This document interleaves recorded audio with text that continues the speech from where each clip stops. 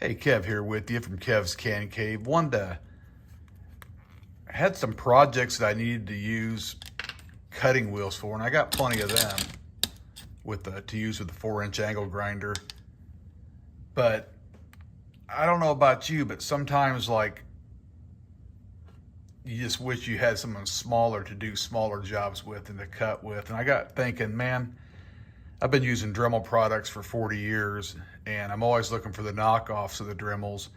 So why don't I try just a regular Dremel product?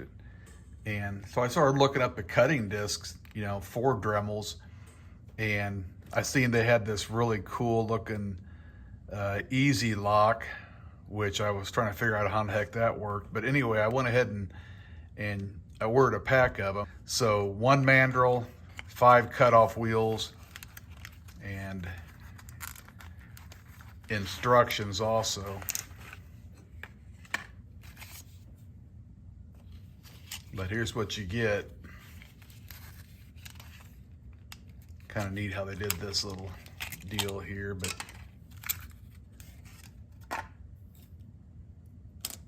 five wheels, and this mandrel is just really cool. You shaft it up in the Dremel, and this is spring loaded. Trying to get that, and you put the disc under it and turn it. We'll do that right now. I believe you insert it till this plastic piece rests down on the collet. I believe that's how it should work. From reading the instructions, it did say put this in as far as you could. As a side note, I like keeping my Dremel wrench on a zip tie. Just that way I can hang it up, and it's like a key ring. It's gonna be harder to lose it. So once you got that in there, push down on this. This is the cool thing. Grab your wheel, push down on this, you put your wheel on, and then just turn it like that. Then obviously take it off, push it down, hold the mandrel, and turn it that way. So it just basically goes on, turn it like that, and then it goes around to pinch it, the mandrel does. And here's what I think is cool about it. Now, instead of having a stiff blade that's just held on right here, you actually got built-in shocks, which if you remember using the old style Dremel bits, that's how you broke these wheels, but this has a lot more shock on it. And I like that. I'm going to be doing 2 tests, and I'm not out here trying to prove this thing to fail. I'm out here just curious if it can handle some bigger jobs or some medium-sized jobs, and not just, nicking away on a piece of plastic on a model or something. I want to know, can it actually remove the metal off this black pipe here, which I plan on removing here, and getting it down to a point. This will be a wind spinner, the stake. And I want to grind off these rivets off this old motorcycle chain. Just little things like that. But, I know I can do it with these bigger ones, but can I do it with the Dremel? And that's what I want to find out. So, yeah, I'm kind of putting it to a test, but I'm not trying to make it look bad either, because everything's got its limitations. I just want to see if he can do it.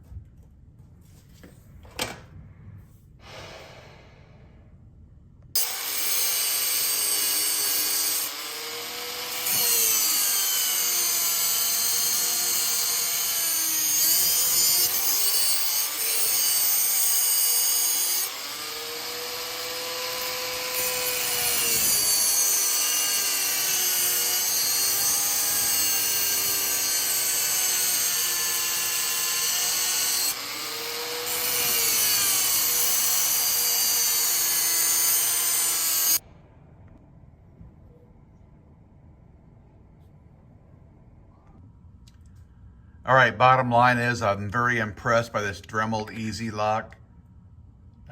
It just blew me away because the whole idea behind this video was not to try to say that you need to use smaller tools for your projects, because that's not what I was trying to do. What I was trying to do is show that you could use a smaller tool for a project if you respected the project and let this wheel cool down a little bit instead of just grinding it down and expecting the blade to break.